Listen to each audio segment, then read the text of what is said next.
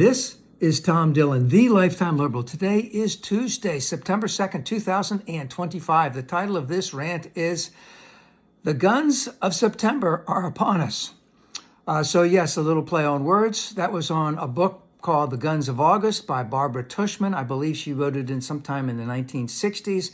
It was basically what was happening in Europe before World War I. So all of the hundreds of thousands, if not millions, of documents of meetings and of alliances and of things that weren't going on between countries individually, as groups, etc., basically got all thrown out the window as soon as the fighting started in World War I. And the thing is, what is going on here in September that could really show how incompetent this administration is and the sycophants that are following them, or if they actually can show some type of governance.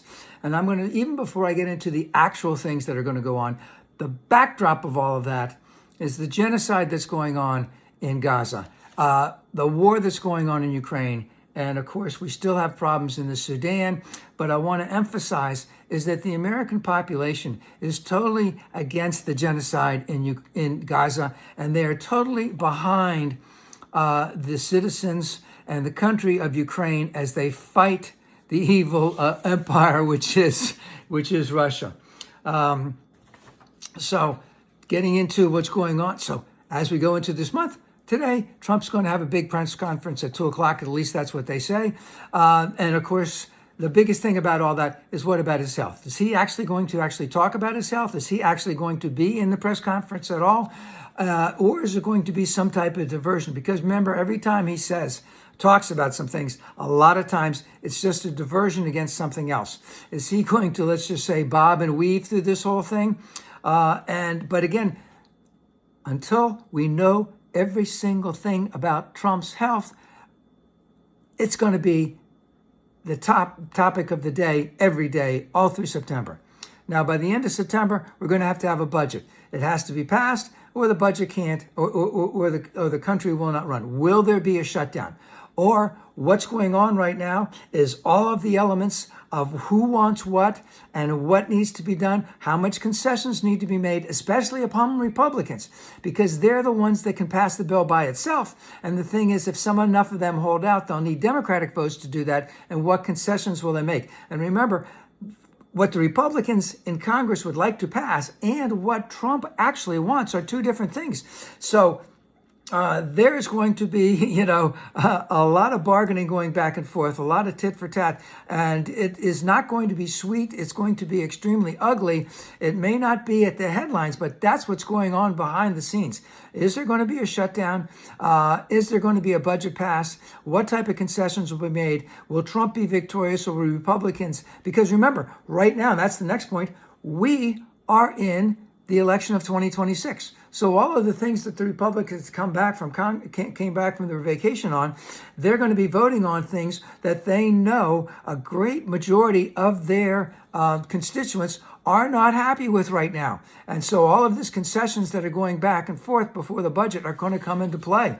So everything that Congress is voting on from now on is going to be a part of the 2026 election. And they know that, and they know that the things that Trump wants in his upcoming budget is not what their constituents want. And they're looking not at Trump, they're looking at their reelection. Now, behind all of that are the tariffs that are in play and the inflation that it will cause. That's a big drop, because I hope the fourth estate will step up and talk about how things are more expensive, why they're more expensive, and what are we going to call them? Trump's taxes, Trump's tariffs, or whatever you want to call it. And of course, the last thing is, and that is the albatross upon the neck of Trump, which is the Epstein files. So not only his health is going to be in play every day, the Epstein files are going to be in play every day, because the constituents to all of the Republicans, when they went back home, clearly indicated they want to see the Epstein files. Now, Congress is actually going to have some hearings on the Epstein files, the Republicans in Congress. Again, it's not that they're going to try and minimize Trump's possible involvement. It's the fact that this is being brought out every single day.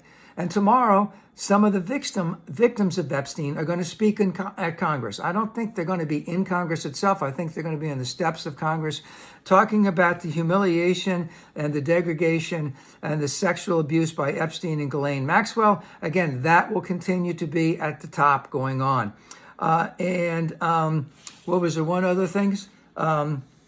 Will Trump actually release the files? It's doubtful whether he'll release the file. But again, that drumbeat will go on every single day. So what we have here in September, all of the things that are in place, what it might have been in place before September, may get thrown out the window because the dynamics of this can change on every single day. Republicans are up for reelection. Trump's health is at issue. The Epstein files are at issue. Tariffs are at issue. Inflation is at issue. And we'll see, my sisters and brothers on the conservative side, if these Republicans and Trump can actually show that there might be some type of governance going on here.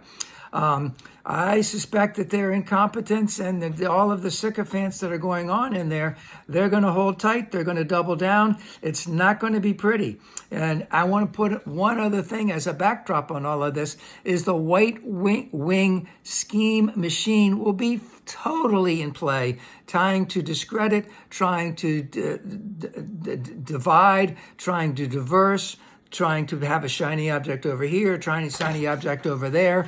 But there are so many things in play here in September. We'll see if there's competence.